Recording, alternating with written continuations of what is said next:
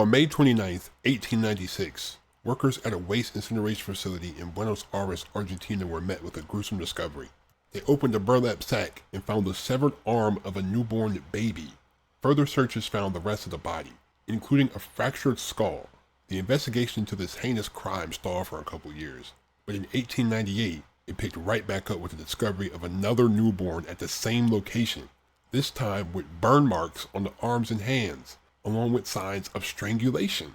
Police mapped out the delivery routes of the garbage pickups, and it led to 1438 Artist Street, the home of Cayetano Domingo Grossi, a man whom they would discover was one of the most evil in Argentine history. Welcome to History's Biggest Villains.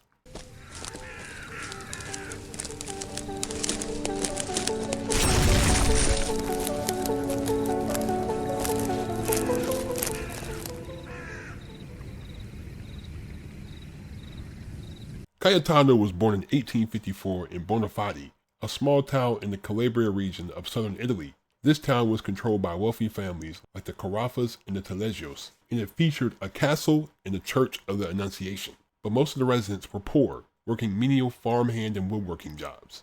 Cayetano described his background as one of vulgar lineage amid widespread poverty. Once he got older, he married Rosa Marzo and had 2 children with her, as they continued the cycle of living by the seat of their pants. At the age of 24, Cayetano emigrated to Argentina, leaving his wife and children behind.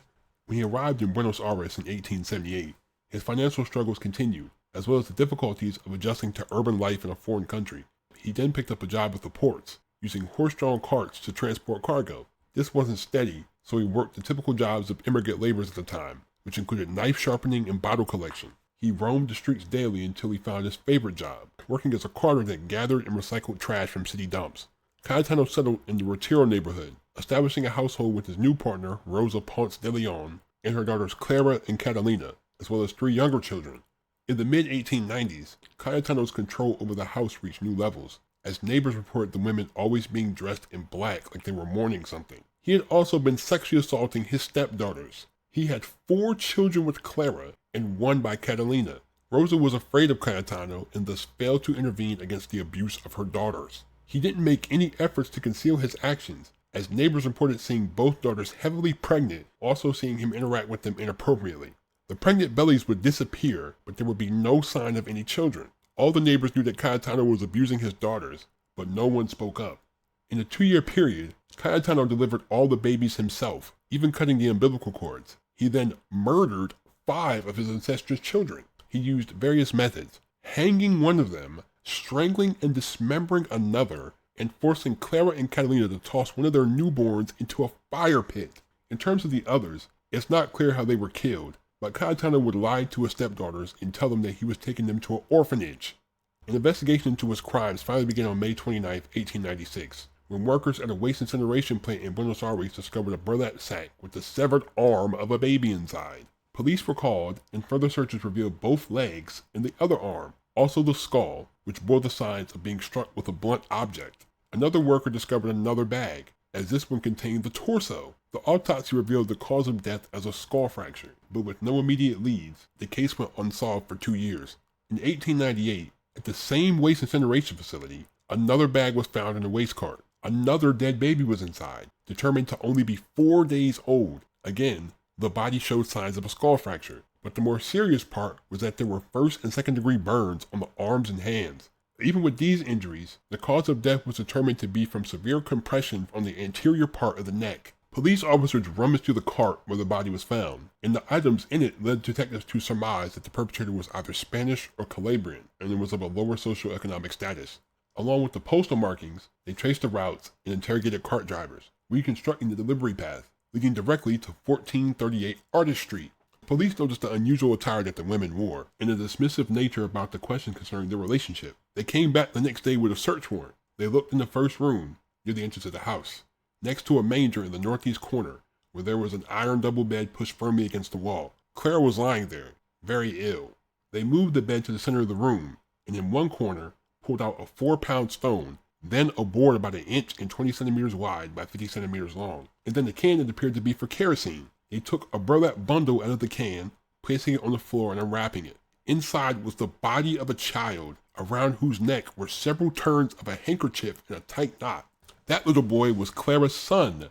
She was lying down sick in bed, recovering from recent childbirth. Faced with the horrifying scene, Cayetano blamed the women, but they all pointed to him as the culprit. By May 1898, Clara had 4 children with her stepfather and Catalina 1, all of whom were killed at birth by Cayetano.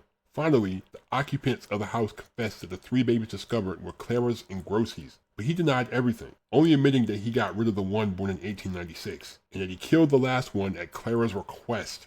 Then he denied everything again, claiming that the children weren't even his, blaming their boyfriends.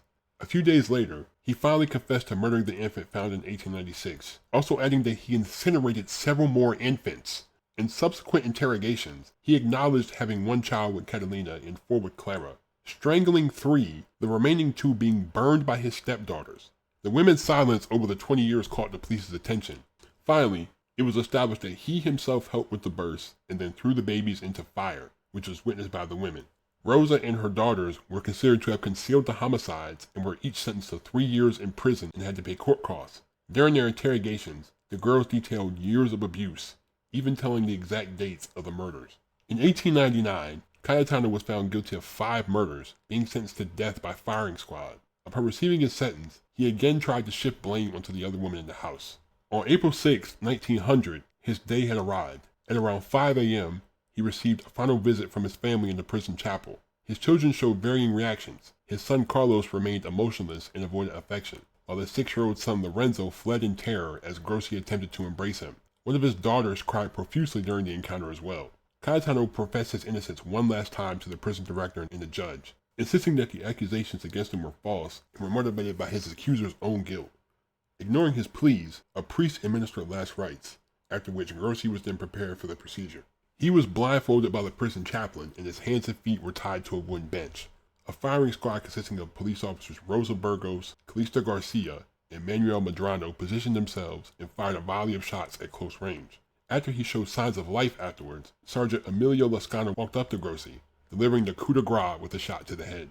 Following the trial, in which Rosa, Clara, and Catalina were convicted as accomplices and concealers in the infanticides, all 3 received 3-year prison sentences and were required to pay court costs. Rosa completed her prison sentence in 1903. Historical records of her subsequent life remain scarce.